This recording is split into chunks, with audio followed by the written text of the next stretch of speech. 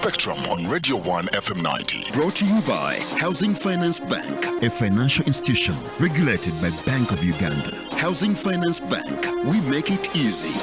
Your views, our interviews on Spectrum, Radio 1 FM 90. Good evening. This is Spectrum on Radio 1 FM 90, on 98.9 FM in Mbale and other eastern districts, on 107.7 FM in Mbarara and its neighboring districts. My name is Kenneth Lukwago, your host this evening. You can also listen to this program and Radio 1 in general via our website, which is www.radio1fm90.com. Look for the icon with the word Listen Live. You can also join the discussion via social media. Go to our Facebook page, which is Radio 1 FM 90. On WhatsApp, 0703 090 090. We are also on Twitter, and our handle is at Radio 1 FM 90. This evening, we're doing a discussion whereby we seek to understand the current sexual, reproductive health, and rights policy in Uganda. Sexual reproductive health and rights continue to be among the most controversial and contentious topics in Uganda's legal and policy environment. This is attributed to a number of competing approaches in religious, cultural, legal, and policy debates. A wide range of issues such as family planning, sexuality education, adolescent health, teenage pregnancies, unsafe abortion, maternal mortality, among others, continue to constitute a serious public health debate in this country. It's said that many adolescent girls and women face barriers to reproductive health information and care, and even those that are able to find accurate information about their health and rights may be unable to access the services or make informed decisions. According to the 2016 Uganda Demographic and Health Survey, 28% of women who would like to access sexual and reproductive health services, including contraception, cannot do so. The survey further shows that 49% of women between 20 and 24 years got married before their 18th birthday. Now, Uganda has one of the highest teenage pregnancy rates in the world, which has stagnated between 24 and 25% in the last 2 decades. Tonight, we have advocates for better health care in Uganda to throw more light on the state of sexual, reproductive health, and rights in Uganda. In studio, Dr. Charles Kigundu, a senior gynecologist at Mulago National Referral Hospital. Welcome to Spectrum. Thank you very much, and good evening, listeners. Also in studio, Ms. Anna Kukundakwe, Program Associate at the Center for Health, Human Rights and Development. Welcome to Spectrum. Thank you very much. Good evening. We also have in studio Ms. Vivian Nabanova, Board Member at the Uganda Network of Young People Living with HIV and AIDS. Welcome to Spectrum. Thank you very much. Good evening, listeners. Let me start with you, Ms. Kukundakwe. Yes, please. Can you begin by giving us a scope so that we are able to understand what one means when they say sexual, reproductive health and rights policy in Uganda? Okay. When we talk about sexual, reproductive health and rights and the policy environment in Uganda, it looks at the policies, the legislations that try to promote or that are in place to promote sexual reproductive health in this country. If are they there? Do we have them in place? If we have them, are they being implemented? Then those ones that we have, do they meet the need of do they address the issues of young people? You know, because you can have a headache and I give you a Panadol. This is medicine, but will it deal with a cough or with a extra fever that you will have? So that is the kind of state that we talk about. We analyze other policies there. Are they implemented? Are they responsive? You know, are people aware that these policies are actually even available? Yeah, so that's it. Point out some of the key issues that one should reflect on when they're talking about this policy. I think one of the key issues that one has to to consider or even put to mind to think about, why do we need the policies, first of all? One, why would we need them? If you look at the numerous girls getting pregnant and dropping out of school, that is an alarm enough to show that we need the policies in school. You know, less than 2 days back, there was a story from Mityana Hospital where a 19-year-old mother died while giving birth because she couldn't afford the money that was required for her to do a surgery. You know, that is enough to show that we actually require a supportive policy environment. When you look at the people living, the young people living with HIV, do they have access to medicines? Can they afford? If they have them, what places can they have the correct information?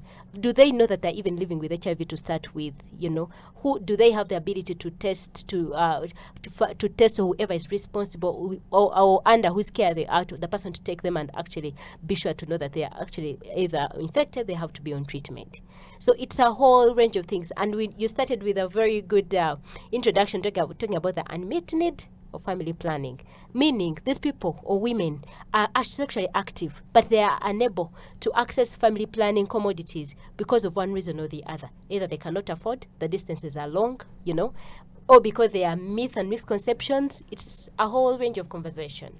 Yeah, you began by pointing out, by sort of giving a balance and saying, do we have the policies, and if they are in place, are they working? So do we have a conducive policy environment as far as these issues are concerned, and are these policies actually working? In Uganda, I wouldn't say we have. Neither we have a moderate, warm environment, because if you look at the policies, we have the school health policy that has been a draft for the last 18 years, you know, and this is a policy that aims or whose major mission is to improve the health and well-being of young people who are in a school environment. Imagine I started school, I went through without the policy, I grew up, now I'm doing advocacy on the same policy.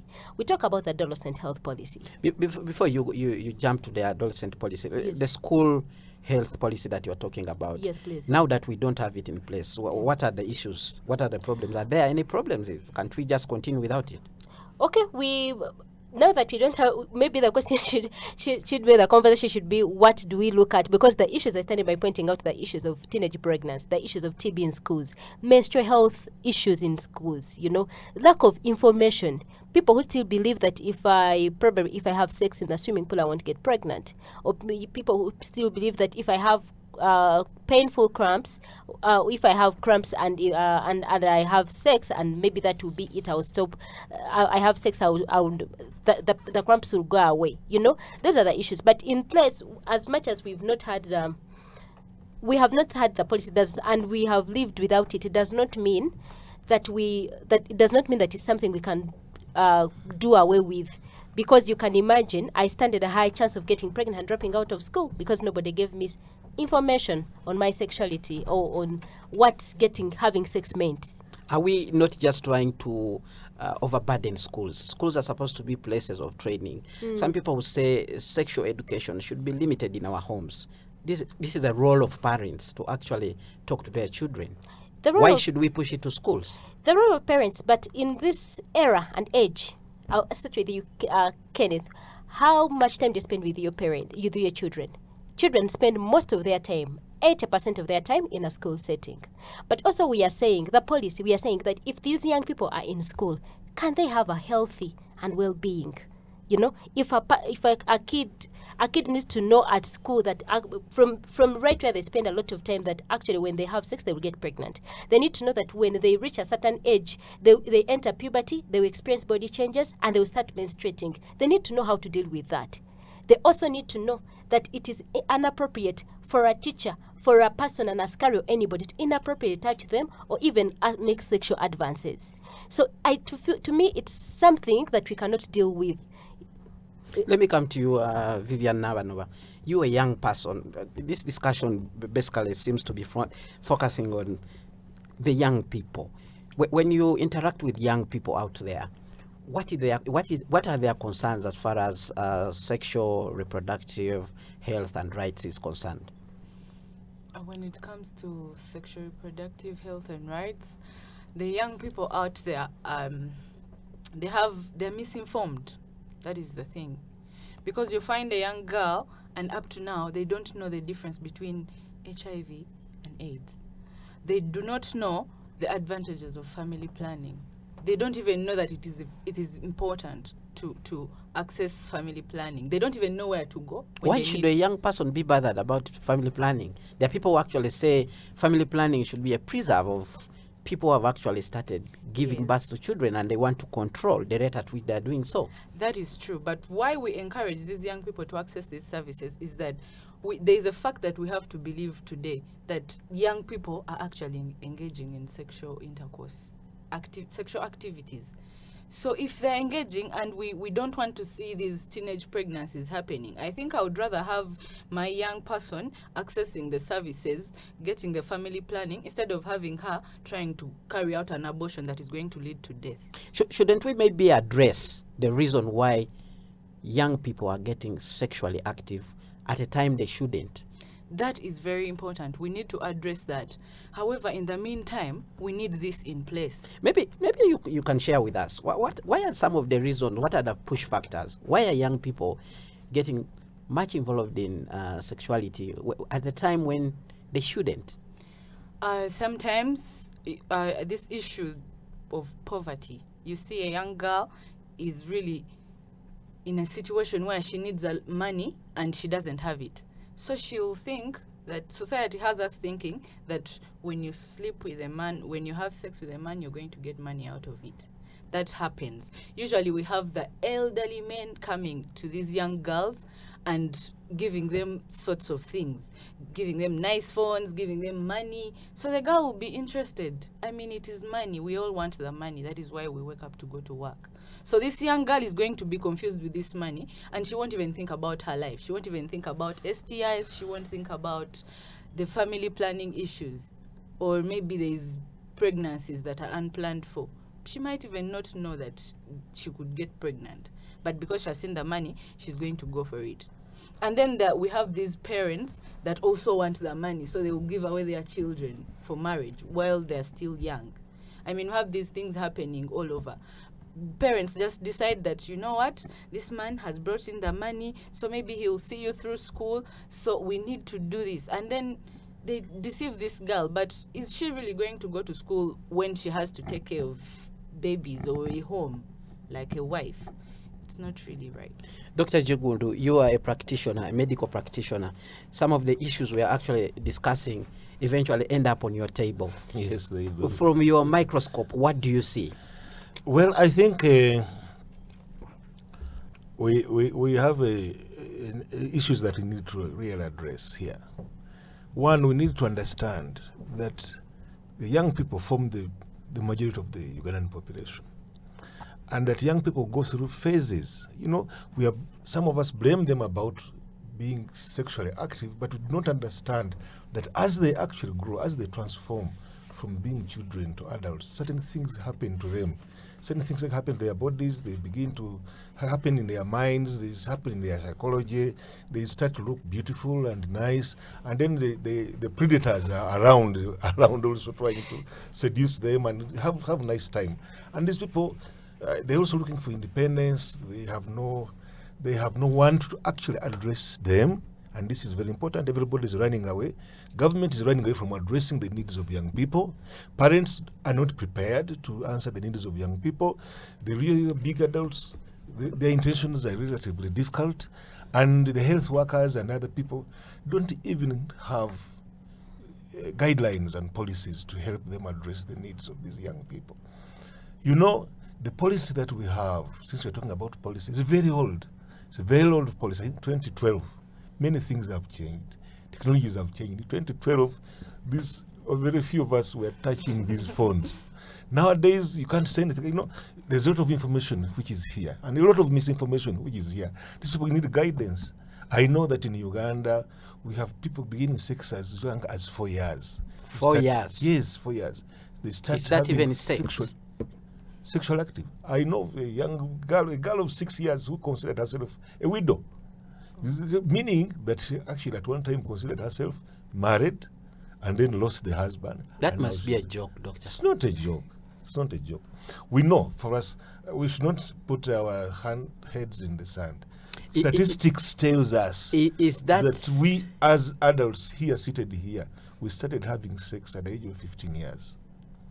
At least that is that's on average. An age of puberty. But on average. How can you say 6 years? 6 years, yes, it 4 happens. years. Oh, it happens, my friend.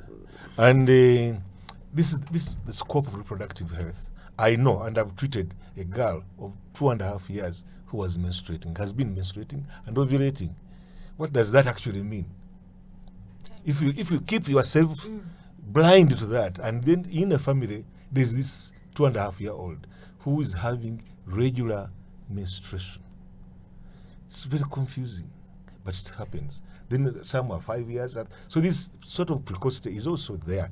But also, we need to know that there is much as we don't expect them to be sexually active, but other people are using them.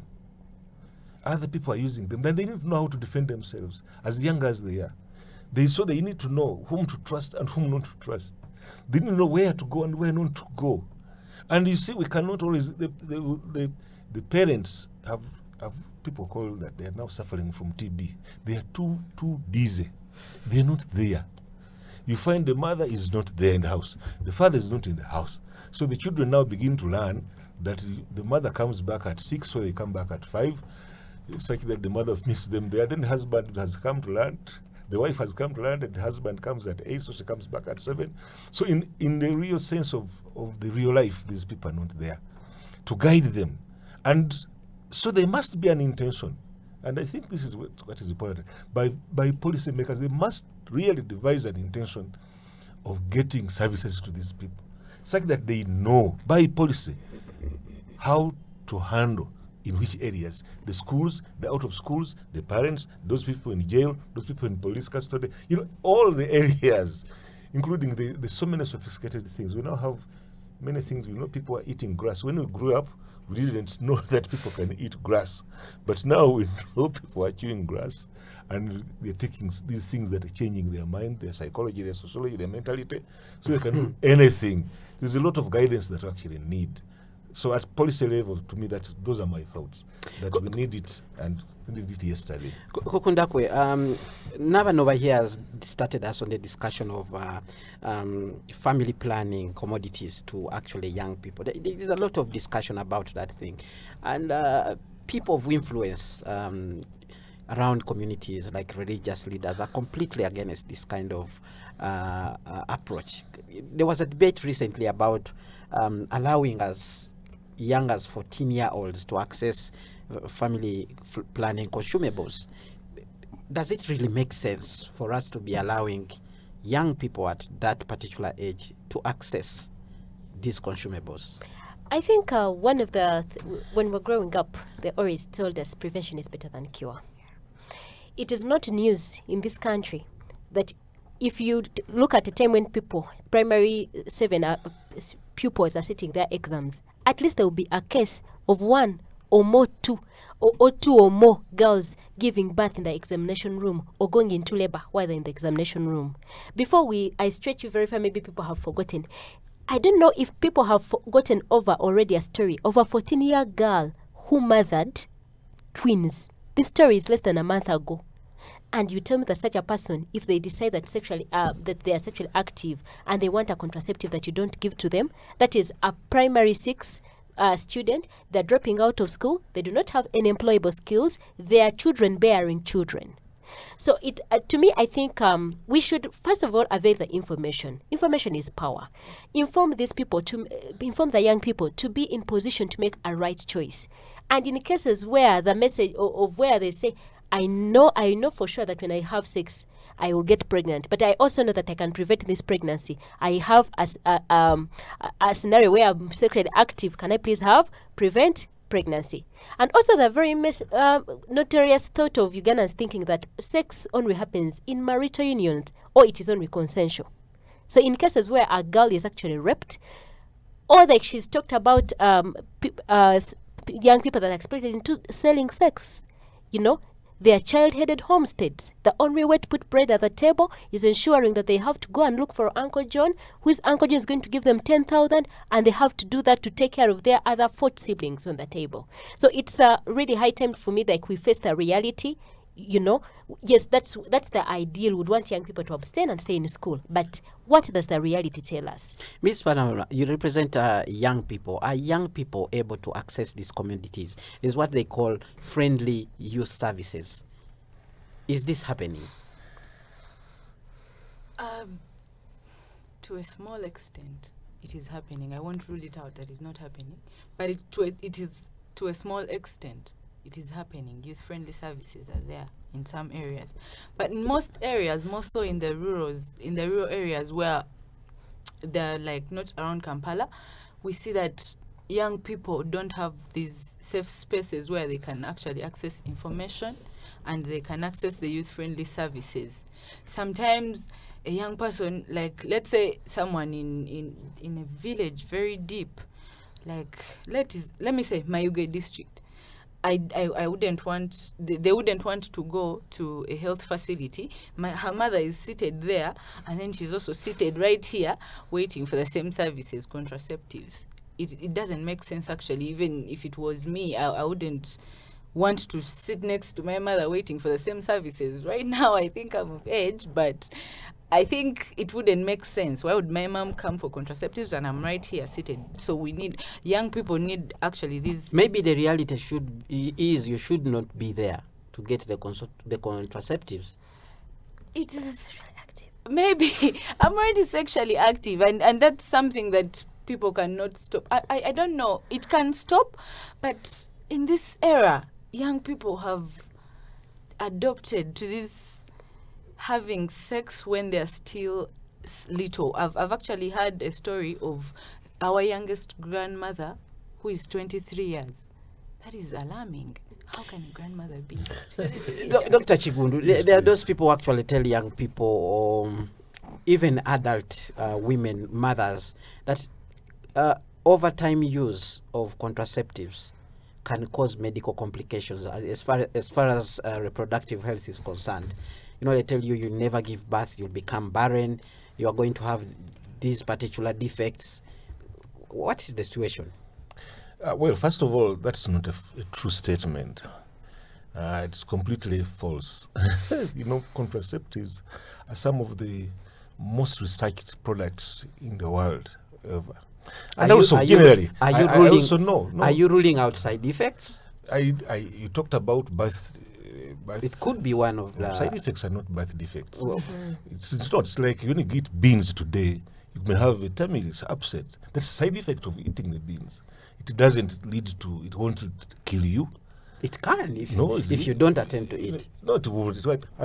I've been in practice, fortunately, for quite some time, and I will tell you, I've not seen a death from a contraceptive.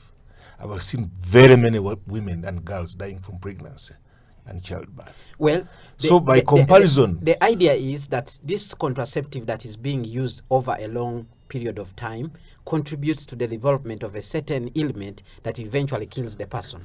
No, that's not correct. That's what I'm saying. That's not correct. There's that feeling by people, but there's no evidence towards it. So really, in the sense of weighing danger and by comparing, what would be safer for this person? Even if there was a perceived danger, a perceived side effect of a product, what would be the risk of having a 13-year-old getting pregnant and getting a fistula, and then we happily run around Kampala trying to treat her with a fistula when we are not happy enough to provide her with the services to prevent a fistula happening? I think we really need to look at this in the real sense of what we're talking about. Yeah, when we come back from this short commercial break, we will try to do exactly what Dr. Chigundu is suggesting, looking at all the other issues that we have not touched as we continue this discussion about sexual, reproductive health and rights policy in Uganda. Don't go away. Spectrum on Radio 1 FM 90.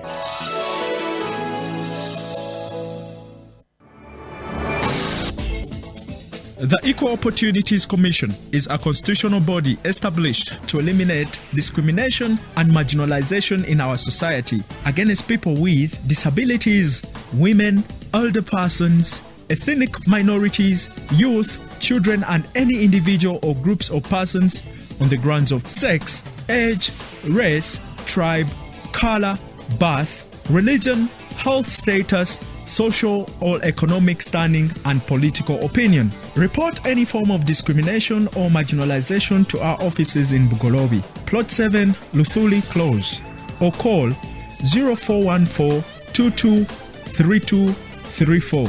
Or our toll-free line 0800 100440, or write to us at P.O. Box 27672, Kampala, or email us at info@eoc.go.ug, or leave us a message at our Facebook page EOC UG, or visit our website www.eoc.go.ug.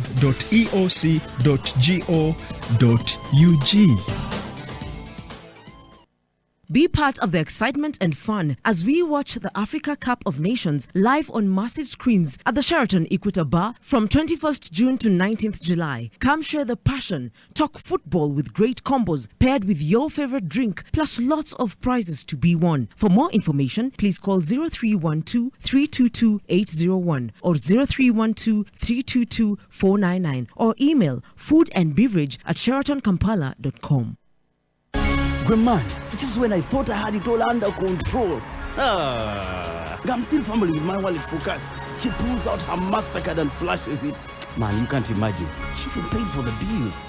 As you know, life of school fees, long lines in the bank. She whispers, haven't you used the Housing Finance Bank School Pay? Then she helps. Man, I just felt like I was playing catch up with these things. Then she tells me about the bank assurance, internet banking, mobile banking, and agency banking. I thought it was only the looks, but what?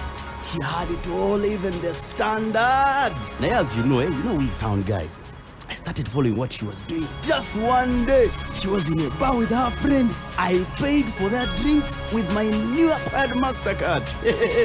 I enjoy the new standard of digital banking. Housing Finance Bank, we make it easy. Housing Finance Bank is regulated by the Bank of Uganda. Spectrum on Radio 1 FM 90. Welcome back from that short commercial break. My name is Kenneth Lukwago, your host this evening, and you're listening to Spectrum on Radio 1 FM 90, on 98.9 FM in Mbale and other eastern districts, and on 107.7 FM in Mbarara and its neighboring districts. We are in studio with Dr. Charles Chigundu, a senior gynecologist at Mulago National Referral Hospital. We have Miss Anne Kokundakwe, a program associate at the Center for Health, Human Rights and Development. We have Miss Vivian Nabanova, a board member at the Uganda Network of Young People Living with HIV and AIDS, and our discussion is focusing on the current sexual reproductive health and rights policy in Uganda. Ms. Nabanova, you come from a community of young people living with HIV and AIDS. Is there a connection between sexual reproductive health rights and the prevalence of HIV and AIDS in Uganda today, especially among young people? Yes, the connection is actually there. When see, if we, I'm thinking if we don't have these young people having access to information is the basic actually. If they don't have information, then they won't even think about protecting themselves against getting HIV. So if this young girl starts engaging into sexual activities or sexual intercourse, and she doesn't have the right information that this is how you protect yourself from getting the virus, or this is how you protect yourself from getting pregnant, she won't care. She'll just go ahead, and next thing you know, she's turning positive. And we have very many girls turning positive on a daily. That is why, as the Uganda Network of Young People Living with HIV, we've come out, of course, with other partners like Cehurd, bringing in the rights issue. We are trying to ensure that these young people have access to the information, so we eradicate new infections. Because if we have no new infections, then that is a very huge step to ending the virus. There was also another issue that you hinted on, Anne Kukundakwe, the issue of unsafe abortion. I know there are statistics. Last time I checked, there were 900,000 girls, cases of an unsafe abortion in Uganda. I don't know if the statistics have changed. That was about 8 years ago. Now, when you talk about 300, people may not really, people will think it's just a figure. But 16 women die every day due to pregnancy-related complications, and these include unsafe abortion. Now, you imagine a taxi carrying people, 16 of them. When it crashes and makes an accident, and it gets an accident, it will make news. Everybody will come and report. But no person wants to embrace the fact that 16 women are dying in this country due to pregnancy-related complications, and those ones, majority of them, they will be unsafe abortion. Do unsafe abortion. So I think the whole issue of, I don't see what is moral about not availing safe abortion services to a woman who is going to try to terminate pregnancy using either hunger or drinking jik, and you end up losing 2 lives. Or she lives. Dr. Chigun here will tell you how women he has treated who have lost uteruses, who have permanent complications that they cannot deal with. And you know that this one being an African society, you know what that means if you cannot bear a child, So I think it is really, it is a health issue before it becomes moral. Let us look at the health issue. Whose life are we actually protecting, and whose life are we even preserving? That even before we start saying, safe abortion is, you're murdering, you're killing, it's ungodly, it's everything. So what is godly about 16 women dying every day? What is godly about it? So it's a conversation that we really need to have, and people need to, the whole stigmatization that they've put around the word, that even when I've been raped, a girl has been raped, and they say, I cannot carry the child because this child is going to be a constant reminder of the trauma that I went through. And they cannot even be allowed to terminate, or the legislations there are restrictive in nature. I actually wanted to suggest to you that the laws do actually allow abortion in certain circumstances. Yes. But what do you think needs to change there if the law does allow? For instance, I know for the case of incest, that one can be allowed to carry out an abortion. Yeah, when most of so there is balancing the boat in that aspect. The law is restrictive, but how many Ugandans, regular, normal Ugandans, know the exceptions in that part of the law? There are very few. But also, even when I know the exceptions of I have been raped, I can terminate pregnancy at this time. When I go to a health facility, will I find the services there? Are they of quality? How much distance do I have to walk from my home to access health services? There are so many health facilities in this country. We have up to health center tools. We have health center tools, but if you went to Kalangala district, where people have to use one boat, and if it breaks if it breaks in a week and has not been repaired, and you need a service, I don't know how you'll do that. The hard to reach areas, and there is no health worker. Yes, they're not there, and there are no commodities to be used. That is why we have people dying, because they've not even provided gloves, so the doctor needs 300,000 and they can't afford that. And we have the unlegislated traditional birth attendants. When Miss Navanova was talking about absence of health workers at the hospital, I saw Dr. Chigundu looking at you sort of with a certain type of I think we know that we are understaffed. At national level, I think our staffing is just about 57% in total, and it is worse in some areas. There are some hard to reach areas, like she's been discussing. And sometimes what's the use of having a health worker in a facility without facilities to use? Because it also, I would really fall sick if I went to operate and there's nothing for me to use to operate. And this brings in this question. You, as a gynecologist at a National Referral Hospital in Mulago, you are able to interact with your colleagues, maybe you are up country or in other health facilities. How prepared are our health facilities to actually provide the interventions that are needed as far as reproductive health is concerned? We will have issues. I will tell you that most health facilities have names: Health Center 2, Health Center 3, Health Center 4. By design, because of that name, there are certain services you're supposed to provide. But less than a quarter of them provide the services that they are designed to provide because of their structure. That's why you find that even hospitals as big as Mitiana cannot solve problems of women. They have to refer them. You see, a hospital at that level should be able to manage basically everything. for the woman and young girls, but they're not doing it. So it means there's a problem. There's a health factor problem that we cannot run away from. But we also need to know that health workers are a subset of the population of Uganda, which has become rotten. If you read the Ugandan population is rotten morally. The difference between the health workers and the other population in Uganda is actually you have ethics. And you have a particular training which focuses on saving lives. There's no one who has no ethics. Everybody of us. Lawyers have ethics.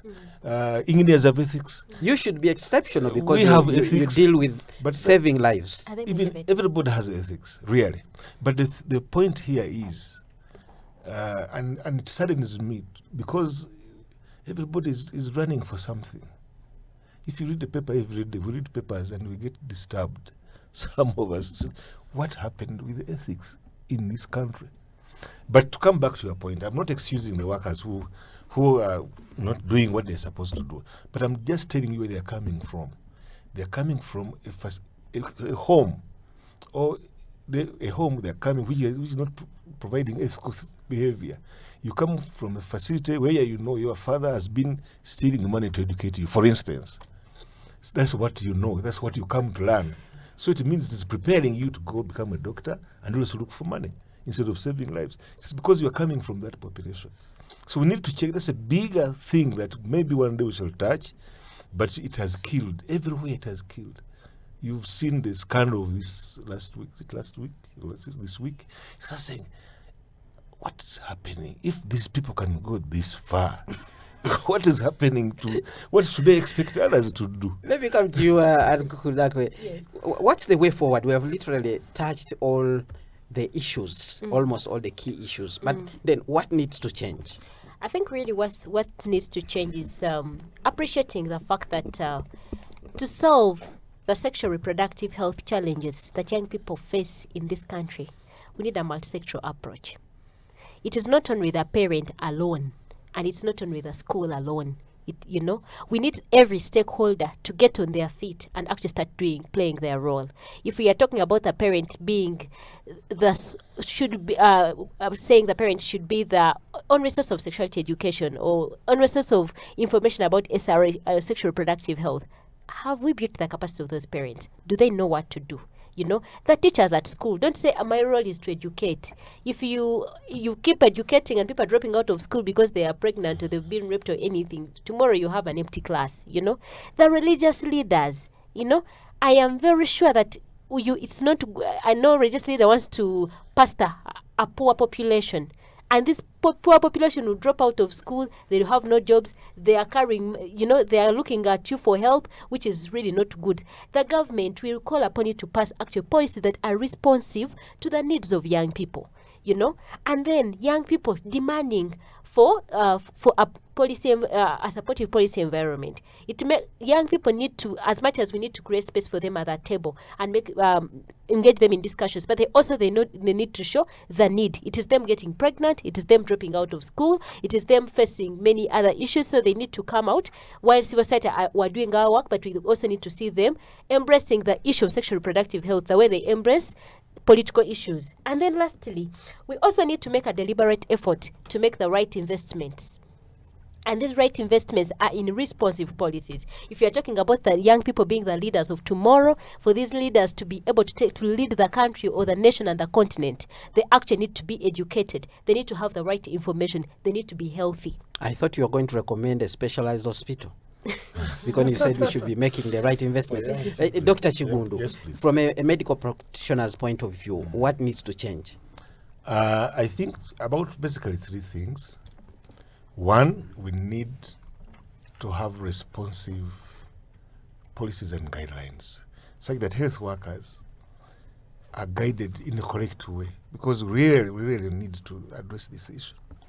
The second one is we must see how we improve access to services, because access is an issue.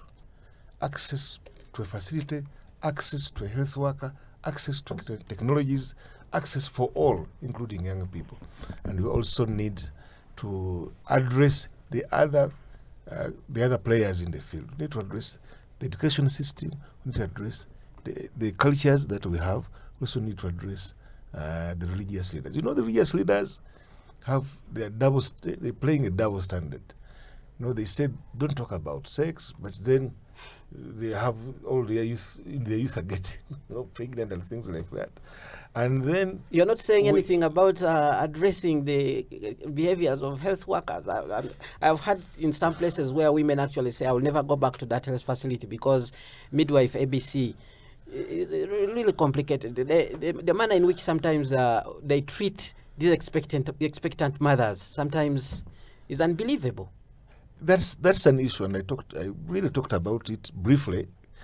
Yes, yeah, you did briefly because it directly touches you. No, about the health workers being a subset of the population, which is rotten. The population is rotten. These people. That is an excuse, Dr. Chigu. It's not an excuse. You can imagine where I work. You have a nurse coming to work. She's not. Her children are still at home. And others have also left to go to school. They go to the same shops, they go to the same markets, they have the same transport. All those other issues around it. And for others, they're looking for another extra pay. I'm not saying it is correct. So it's about but they must meet their needs. So the entire thing rotates around the welfare of health workers. The internal welfare, yes, I understand that. Vivian, what's the way forward from the side of young people? From the side of young people, I think we need to ensure that everyone understands that giving these young people information is not trying to encourage them to maybe be immoral, but we are putting them in a position to make informed decisions. If I'm going to engage into sex, what happens? What is involved? We all need to understand that. Then also, I think we need these policies drafted and acting very fast, not taking 18 years. I actually just recently found out that there is a national health school policy. I didn't know about that. Even teachers in schools don't know that it exists. So it is very alarming. If we could have the draft in about maybe 2 years and the RIA is done and then the policy is out and running, then that means we are going to be working in a safe environment. But if we have these drafts actually being drafted for over 18 years, then it is a very bad situation for us. Well, I've heard there's a country in neighborhood that actually makes good use of policies that continue to gather dust on the shelves here in Uganda. Right. But that's a discussion of another day. 0414-346-111, 0414-348-111. Those are the numbers to call. You give in your views, you ask a question, and the people in the studio will be able to respond. You're live on Spectrum. Your name, question, or comment. Good evening. Good evening. Hello. Yes, we can hear you. I just want to educate that young kid. When you have bad morals, you cannot have good health. When you have morals, bad morals that can make you terminate pregnancy, later on you get married and you can't get a child. Of course, you will be unhappy. That's why we have laws against marijuana, abortion. We shall maintain that. Take away your immorality. 0414-346-111. You're live on Spectrum. Your name, question, or comment? Yes, Sedoge. Thank you for those. Mine is very simple. Actually, as a parent, we need to calm down our society. There's a moral decadence. And I was last time surprised when I read that girls age of 5 years have had sex. Can you imagine? So to me, as a parent, we need to take it a collective responsibility. Why do I say this? Because when we start mourning on the radio where it will not help, let's just calm down and we educate our girls with the danger of having sex when you are not ready. It's better to have it when you are mature, but when you are young, 20 downwards, the risk you have no money for treatment or what. So we better come together as parents and concern Ugandans to abuse whatever is done on the ground. But otherwise, our country is in time bomb. Forget my country. Good evening. You're live on Spectrum. 0414-346-111. Good evening to you. Joseph Yes, Ocheng. The major cause for all this is poverty. So unless that's addressed, we can talk about it and preach everything, but if the issue of poverty is not tackled, this thing is not going to end. That's why you see the most affected children who go there for just a little money and they get pregnant and given HIV/AIDS. So they should bring some programs to help the parents of this girl to get to make a livelihood. Not these things of Operation Wealth Creation. These are useless things. I thank you. 0414348111. You're live on Spectrum. Good evening. Good evening. You're live on Spectrum. 0414346111. 0414348111. We are discussing sexual health, reproductive health rights in Uganda. And in studio, we have 3 guests. You can still call in and contribute to this discussion, ask a question, and the people in the studio will be able to provide the answers. 0414346111, 0414348111. You're live on Spectrum. Evening. Good evening to you. My problem is, my name is Sam, I'm calling from Kampala. My Yes, problem Sam. is that whereas people who try to say that they're educating young kids on health and sexual health, what they do is actually teach them many other things which are unnecessary, not what they come and say. On the outlook, might think they're telling them the dangers, but when you read the books, when you read the speech that is applied, they are talking about what you should do when the boy touches you, what you should feel, and it's so complicated for a child. For me, that's where my problem is. It's masked into something which is being told as good, but deep inside, it has intentions we can never know. Thank you. Well, we'll keep it at that and respond to some of these issues that have been raised by the listeners. Let's begin with Sam, who has just been on, and Anna Kukundako. This is something that we sort of touched, the kind of message that you're actually passing to this young person. Is this message about reproductive health that you want the children to access, how is it sort of packaged? Does it provide the safety, or does it provide an environment that even after these kids they get this information, they will not be abused? First of all, I will set the conversation with the fact that people need to understand that sex is as old. So when they talk about people, even young people in the past history, they used to have sex. If you've had the historical events of throwing girls down the cliff because they would get pregnant before they are married, they would actually engage in sex. But also the issue of sexuality versus sex. Majority of our population or Ugandans did not tell the difference. They always think that when you talk about sexuality education, they think you're going to tell children how to play the sex, which is not the case. And also, but some says some books actually say touch here, touch there. It brings me to the next remedy that or submission that I'm making. In 2016, when the government of Uganda put a ban on sexuality education, on giving sexuality education in schools in this country. I know Center for Health and Human Rights and Development were one of the people that ran to court and said, hey, you're failing to play your role. And as a result of that, the government put in place the National Sexuality Education Framework, which is a guideline that shows what young person should get what information, in what package and in what quantity. So whoever is providing information in schools or to the young people is guided by that legislation. So it is not that government is sleeping and us we are just giving out information. There is actually a guideline and a policy guidance. Dr. Chigundu, Seduge emphasized the role of parents in actually preparing the mind of children as far as reproductive health is concerned. Ochieng talked about poverty. These are things that we already reflected on. But there's a caller called Kayiz who actually said, if you have bad morals, you can't have good health. That's a big statement. I already told you, and I agree. I mean, the moral decay is from up. The fish rots from the head. That's what happens. When you look at what we see in the public sector, even outside of health, you can already see the rot that is there. You cannot expect you can't expect healthy population when we are not healthy. We're not morally healthy, and I think he's correct there. But we need to identify who is morally rotten, and we should focus on exactly who is morally rotten. People are really sinning left and center. Sorry to use the word. People when you look at what is happening, things are really not.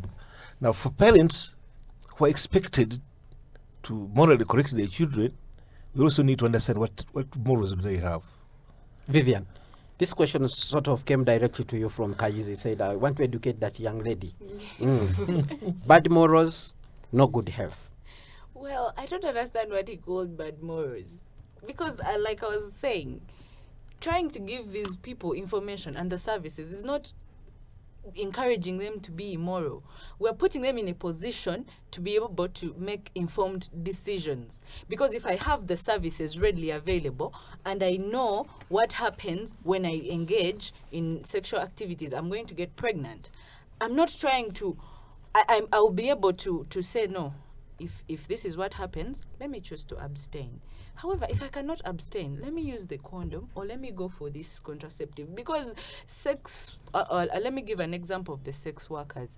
Yeah, these people are actually looking for money because maybe they don't have employment elsewhere. So if they have to make that money, they will have to go for the contraceptives as young as they will be. Yeah. So it is not being immoral. Yeah. With that, we come to the end of the discussion this evening. Let me thank you, Dr. Charles Chegundu, Senior Gynecologist at Mulago National Referral Hospital. Thank you very much for coming to Spectrum. Thanks. Let me thank you, Ms. Anne Kakundakwe, Program Associate at the Center for Health, Human Rights and Development. Thank you very much for coming over. Thank you. Ms. Vivian Nabanova, Board Member at the Uganda Network of Young People Living with HIV and AIDS. Thank you very much for coming to Spectrum. Well, listener, my name is Kenneth Lukwago. I've been your host this evening. Tomorrow, Spectrum Extra with Nora Owaraga. 2 hours of analysis of the major events of the week. Stay tuned to Radio 1. The news is up next. Thereafter, the Soul Train. The weekend is the perfect time to enjoy some you time and create new memories with your family. Our weekend packages at the Sheraton Kampala Hotel allow you to take a break from the hustle and bustle of the city while enjoying our luxurious rooms, delicious meals, and first-class amenities like our fitness center at discounted rates, perfect for a weekend getaway. For more information, contact us on reservations@sheratonkampala.com or call 0312-322-388 or 0312-322-499. Good man, just when I thought I had it all under control. I'm still fumbling with my wallet for cash. She pulls out her MasterCard and flashes it. Man, you can't imagine. She even paid for the bills. As you know, life of school fees, long lines in the bank. She whispers, haven't you used the Housing Finance Bank school pay? Then she helps. Man, I just felt like I was playing catch up with these things. Then she tells me about the bank assurance, internet banking, mobile banking, and agency banking. I thought it was only the looks, but what? She had it all, even the standard. Now, as you know, we town guys. I started following what she was doing. Just one day, she was in a bar with her friends. I paid for their drinks with my new acquired MasterCard. I enjoy the new standard of digital banking. Housing Finance Bank, we make it easy. Housing Finance Bank is regulated by the Bank of Uganda. This program is regulated by Uganda Communications Commission.